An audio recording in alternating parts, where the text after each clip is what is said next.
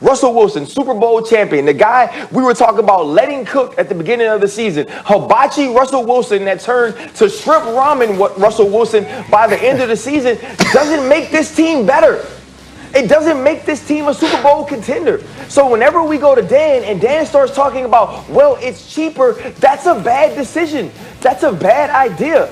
That doesn't make your team the best team it could possibly be. I believe getting Dak Prescott done at a price that makes you feel comfortable is the best long-term decision for the Dallas Cowboys. And they will have until the middle of July to do that. And I think that they have to do whatever they possibly can to get it done.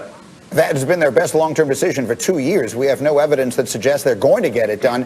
Cam Jordan, let me come to you on all this, because you're an active player, and we have spent all this time talking about the quarterback carousel. Now it's Russell, now it's Dak Prescott, now it's Deshaun Watson, it was Matt Stafford, it was Jared Goff. How much are players in the league talking about this right now, about all these quarterbacks moving from one place to another?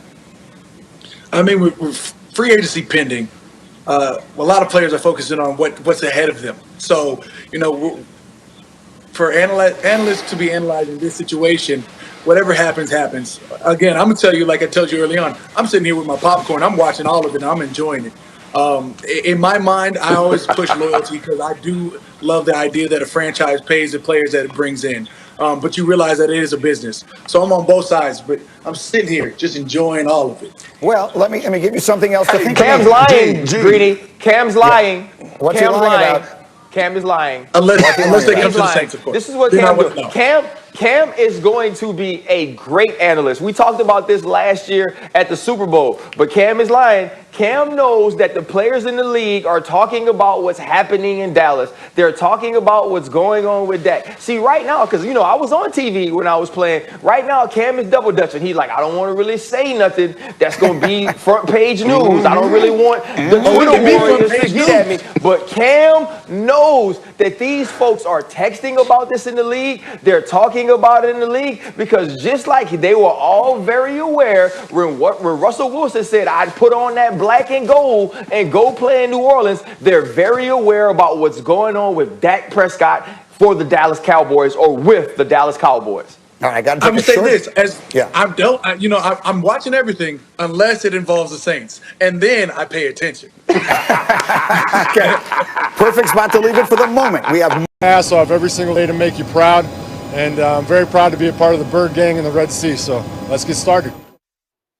All right, so he's there. Our buddy Torrey Smith tweeted with Chandler, meaning Chandler Jones, and J.J. Russ is really going to ask for a trade if they don't bolster up that offensive line. If you actually think about the defenses in that division now, the Rams, obviously, with all those guys on that front line there, particularly Aaron Donald, you've got now this San Francisco, if they get healthy with all those guys, Nick Bosa and crew coming back, and now this 1-2 punch in Arizona. That's where you are, Cam Jordan. You're in Arizona. What was your reaction yesterday, and what are you hearing about J.J. Watt choosing the Cardinals? Look, this was fun for me. I sort of sit back, with free agency pending for a lot of players. I sit back and just eat my popcorn and watch what happens because it's fun to see, not only fans but analysts have every idea of where he could go. And then, of course, he comes up with the source me being a part of the Red Sea. And of course, he'd been linked to Pittsburgh. He'd been linked to the Browns. He'd been linked to, every other team. And then all of a sudden he comes up with the Cardinals. It's like everybody had their own idea until they realized, this is back when, J.J. Watt was in one of the greatest draft class ever in 2011. Every offense to everybody else because I just am biased like that. But that's where we trained at. We trained out at what is now Exos out in Cave Creek, Arizona, and it looks like he's coming back to his training ground draft class 2011 roots. So, Graziano, we had put him in a lot of other places based on the chances of winning in Green Bay, based on playing with his brothers in Pittsburgh. In the end, and there's nothing wrong with this, he went to the place that could afford to pay him the most money. That feels like the way this thing played out, Dan. It does. To Cam's point, it was a tough day, for those of us who report on the league because everybody was wrong about where J.J. might go. But sometimes you miss. It's okay. I thought he'd end up in Green Bay personally, but they didn't have the cap space. Arizona obviously did, and they made a big play for him. This is big money. Remember, this guy was supposed to make $17.5 this year from Houston, non-guaranteed. Now this contract for Adam Schefter is going to pay him $23 million guaranteed over the next couple of years. So that's a big win for him. Arizona's got some other free agents on defense that they have to try and bring back. You know, Patrick Peterson, Hassan Reddick, guys like that. But they thought they could bring in J.J. Watt, put him in the interior, kind of unlock the pass rush even more. Chandler Jones, as great as he's been with a strong interior pass rush, can only be even better. Another thing I'm sure Cam can speak to as well. But Arizona thought this was a play worth making in a tough division, and they think it sets them up. Tough, I think, is an understatement, Marcus. I think it's the best division in football right now if you look at it from top to bottom. And many of us look at it and say, you know, he chose a team that could wind up being third or fourth in that division. Or could they stun the world? More surprising things have happened, Marcus Spears, than Kyler Murray turning it on in year 3 and that team shocking the world. Give me a first guess. With J.J. Watt in Arizona, how good are they going to be?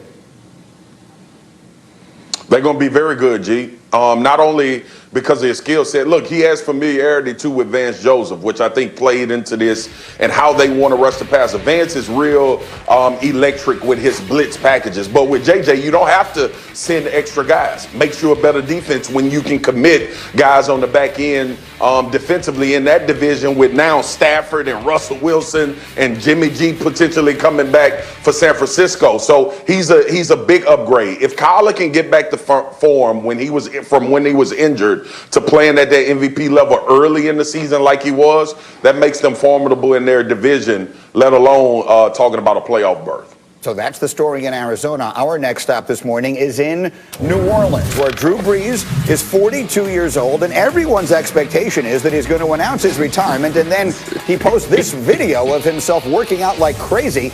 You see it here, pushing the tackling sled all over the place and all the rest of that. And I will repeat what I said yesterday. Like, if the truth is he's going to come into broadcasting, and that means that all of us in broadcasting going to have to start working out like that, I have a major problem with this. I'm not okay with it at all.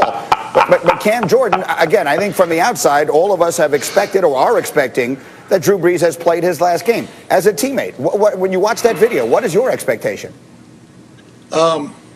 Nothing. As a teammate, when I see this video, he's working out. That doesn't tell me whether he's in quarterback shape, football shape, or any type of shape. I mean, doesn't Brett Favre still work out? Doesn't Donovan McNabb still work out? If Donovan McNabb gets under the bench press right now and, you know, puts up 225 for 15, but we say, oh, the cannon's back, he's ready to release one. I mean, we all have a speculation. Until Drew decides to make a decision, I'm going to take that with Drew just being Drew. I don't think Drew hasn't worked out every day since, you know, the last time he took a break was probably before he was a Boilermaker. You know, he's going to work out every day. That's the type of guy Drew is. He's going to work out. He's going to keep his body right. He's going to keep his mindset right. And when he decides to make his decision, that's when I'll react. When, you know, I see every speculation going, I've had to go 10 years of, you know, speculation. Oh, is he getting too old? You know, because when I came to the league, he was 32. He had just come up, you know, he just won a Super Bowl a couple years before, and they were sitting at 32. Hey, he's a little older now, sitting at 42 or about to be 43. You know, the world has their own decisions to make. But until Drew says something, I'm just going to sit here and let the analysts analyze. You guys do what you guys do best, and I'm going to sit here with my bag of popcorn. Until Drew says, let's go, or no, I'll be here. I'm good with that. And again, if he wants to work out, that's all good. Now, can someone get the man an elliptical? I mean, you know, sort of to run on a treadmill? Do we need to be pushing tackling sleds all over the place? Marcus, how about it? I mean, is that just normal working out for a 42-year-old? I was a 42-year-old man once. I never did that. What do you think? Gee, it's not normal working out, but you remember I've worked out with you, and I know you'd be dead. I'd have to call the paramedics for you if you did a workout like we just watched what Drew Brees did. The bottom line is this, though. Like, I know, look, Cam is Drew's guy, and they've been on the team together. Drew out of there. I can say it. Cam said, let the analysts analyze. Well, damn it, I'm going to analyze. Drew about to chunk the deuces. Drew is getting ready to get that body right to put them suits on in the booth next year and talk about Cam balling out against somebody else. That's what he's working out for. Plus, he just wants to look good. He's trying to continue his trend of staying in football shape without it. Obviously, I didn't care about pushing the sled when I got done. I didn't want to look like I played football anymore. I wanted to look like I was on TV. So ESPN decided to give me